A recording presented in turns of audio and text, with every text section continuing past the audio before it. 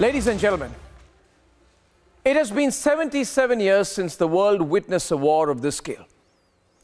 Fact is, ladies and gentlemen, whether we accept it or not, the world is already at war. And this war is set to change economic and diplomatic relations across the world as we know it.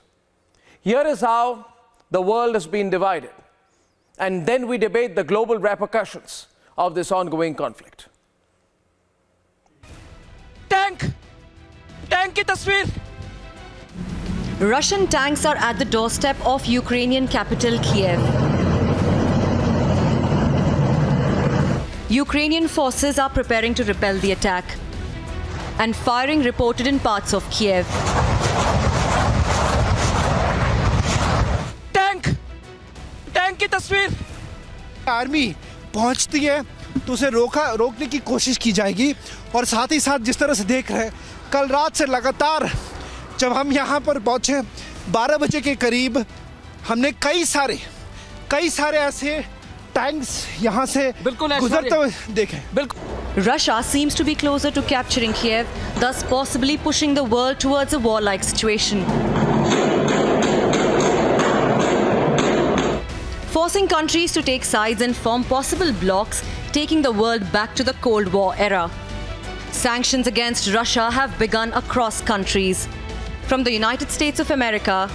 Today, I'm authorizing additional strong sanctions and new limitations on what can be exported to Russia. This is going to impose severe cost on the Russian economy, both immediately and over time.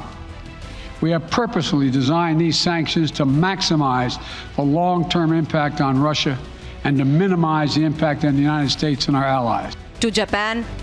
G7 をはじめとする国際社会と緊密に連携し、ロシアに対して軍の即時撤収、国際法の遵守を強く求めます。この事態を受け、第一にG7 をはじめとする国際社会と緊密に連携し、制裁措置を強化いたします。To Australia.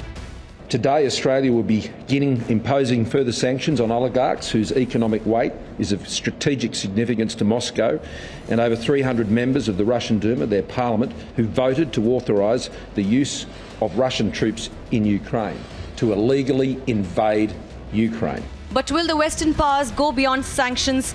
Will there be a military escalation? Probably that's why Germany has been cautious by keeping some economic ties with Russia intact.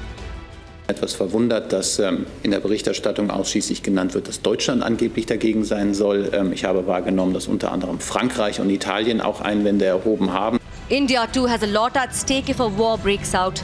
And knowing the impact, Prime Minister Modi has urged Russian President Putin to exercise restraint and continue diplomatic efforts via dialogue. And now with Putin agreeing to send a high-level delegation to Minsk for talks with Kiev, can a world war-like situation be avoided? Let's debate.